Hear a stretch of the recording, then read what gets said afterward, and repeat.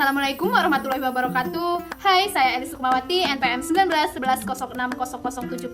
Saya dari kelas A, Pendidikan Biologi semester 5. Nah, hari ini kita akan belajar tentang mekanisme. Mekanisme apa? Mekanisme dalam teori evolusi. Nah, dalam mekanisme ini terdapat 4 pembahasan yang akan kita bahas. Yang pertama, seleksi alam, mutasi bias, penyimpangan genetik atau genetic drive, dan yang terakhir, aliran gen.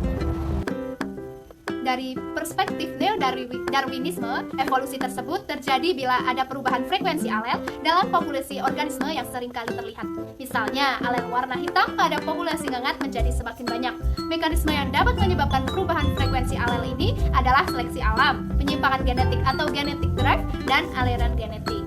Evolusi yang diakibatkan adanya seleksi alam adalah suatu proses dengan mana mutasi genetik meningkatkan reproduksi menjadi tetap atau makin banyak dijumpai pada generasi selanjutnya. Nah, mekanisme ini sering disebut dengan self-evident sebab ada 3 syarat nih yang wajib terpenuhi agar mekanisme ini dapat terjadi. Yang pertama, adanya variasi yang terwariskan pada organisme dalam populasi tersebut. Yang kedua, organisme menghasilkan lebih banyak anak namun sedikit sekali yang bisa survive atau bertahan hidup. Yang ketiga, anak-anak atau keturunan ini memiliki kemampuan survive dan bereproduksi yang bervariasi. Nah, pada kondisi ini menghasilkan kompetisi antara organisme untuk tetap survive dan bereproduksi. Akibatnya, organisme dengan sifat-sifat yang memberikan keuntungan akan lebih banyak jumlahnya dibanding persaingannya, dan membawa sifat yang tak menguntungkan akan berkurang atau hilang pada generasi-generasi berikutnya.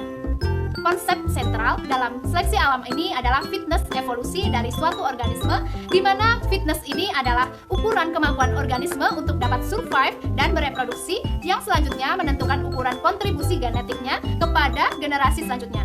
Namun, fitness ini tidak sama dengan jumlah total anak pada satu individu saja. Namun, fitness ini diindikasikan sebagai jumlah generasi selanjutnya yang membawa gen organisme bersangkutan. Misalnya nih, contohnya, jika suatu organisme bisa survive dengan baik dan bereproduksi dengan cepat, namun semua anak akan terlalu kecil dan pada generasi selanjutnya, sehingga memiliki fitness yang rendah. Nah, bila suatu alel meningkatkan fitness lebih dari alel lain pada suatu gen, maka setiap generasi alel ini akan lebih banyak dijumpai di dalam populasi. Nah, sifat-sifat ini disebut dengan selective form. Contohnya yaitu sifat-sifat yang dapat meningkatkan fitness adalah meningkatkan kemampuan survive dan meningkatkan fekunditas. Sebaliknya, jika fitness yang lebih rendah yang disebabkan adanya alel yang tak menguntungkan dan mengganggu akan menyebabkan alel ini menjadi semakin jarang muncul pada generasi selanjutnya. Intinya, yang terpenting bila lingkungan berubah, maka sifat-sifat yang dulunya netral bahkan berbahaya serta mengganggu maka akan bisa menjadi menguntungkan, dan begitu juga sebaliknya. Namun, meskipun arah seleksi berbalik dengan cara seperti ini, sifat-sifat yang hilang dulu mungkin tidak akan mengalami reevolusi menghasilkan suatu bentuk yang identik atau hukum bolu. Seleksi alam di dalam populasi untuk suatu sifat yang kisarannya nilainya bervariasi, seperti misalnya tinggi badan, dapat dikategorikan dalam 3 tipe. Yang pertama, ada tipe seleksi terarah atau directional selection, yang merupakan pergantian nilai rata-rata sepanjang waktu. Misalnya organisme makin lama akan makin tinggi, atau makin panjang, atau besar, dan seterusnya. Bisa juga ini sebaliknya, misalnya organisme semakin lama akan semakin pendek, atau semakin kecil, atau sebaliknya. Yang kedua, ada seleksi destruktif atau seleksi yang mengganggu. Nah, seleksi ini adalah seleksi bagi sifat-sifat ekstrim dan sering menghasilkan 2 nilai yang berbeda yang banyak dijumpai dalam populasi dengan seleksi nilai rata-rata. Kalau kembali ke contoh yang tadi, di sini tinggi atau rendah adalah menguntungkan dari nilai medium menjadi tidak menguntungkan. Contohnya yang sering diberikan adalah diferensi seks. Jantan dan betina adalah 2 sifat yang dianggap ekstrim, dan di luar sifat-sifat ini tidak menguntungkan dan akan terseleksi. 2 sifat ekstrim ini sangat potensial untuk saling tertarik atau kawin. Yang ketiga adalah seleksi stabil. Dalam hal ini, organisme yang memiliki nilai rata-rata lebih beruntung dibanding organisme yang memiliki nilai ekstrim.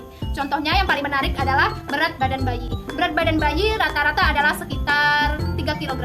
Semakin jauh dari nilai rata-rata bayi yang sangat kecil atau bayi yang sangat besar akan tidak menguntungkan dan akan memiliki survival rate yang rendah, sehingga hingga saat ini ukuran berat badan bayi cenderung sama.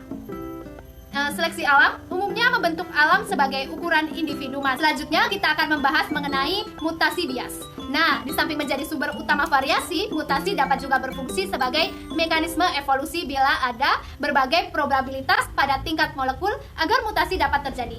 Nah, hal ini merupakan proses mutasi yang disebut mutasi bias. Bila dua genotip, misalnya satu dengan nukleotida G dan satunya lagi dengan nukleotida A, pada posisi yang sama dan punya fitness sama, namun mutasi dari G ke A lebih sering dibandingkan dari mutasi A ke G, maka cenderung terbentuk genotip dengan nukleotida A.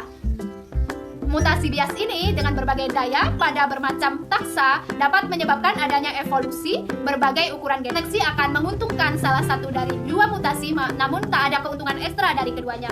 Mutasi yang terjadi lebih sering dari salah satunya akan menjadi fake set dalam populasi berbagai ukuran genom. Perkembangan mutasi bias juga sudah dijumpai pada evolusi morfologi. Nah, efek dari adanya mutasi bias ini melapisi pada proses lain. Bila mutasi yang menyebabkan hilangnya fungsi gen lebih sering terjadi nih daripada mutasi yang membentuk gen yang baru yang fungsinya penuh. Kebanyakan hilangnya mutasi fungsi adalah selected against. Namun, bila seleksi lemah, mutasi bias menuju hilangnya fungsi dapat mempengaruhi adanya evolusi. Selanjutnya ada penyimpangan genetik atau genetic drive.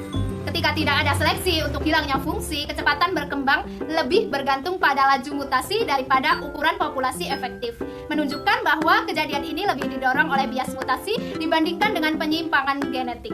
Penyimpangan genetik ini adalah perubahan frekuensi alel dari satu generasi ke generasi selanjutnya yang terjadi karena peran yang bermain dalam menentukan apakah suatu individu akan bertahan hidup dan bereproduksi. Dalam istilah matematisnya, alel menjadi subjek sampling error. Akibatnya, bila tak ada gaya selektif atau gaya selektif relatif rendah, frekuensi alel akan cenderung menyimpang ke atas atau ke bawah secara acak. Pergeseran ini berhenti bila alel akhirnya terfiksasi atau fixed, apakah karena hilang dari populasi ataupun digantikan alel lain secara keseluruhan.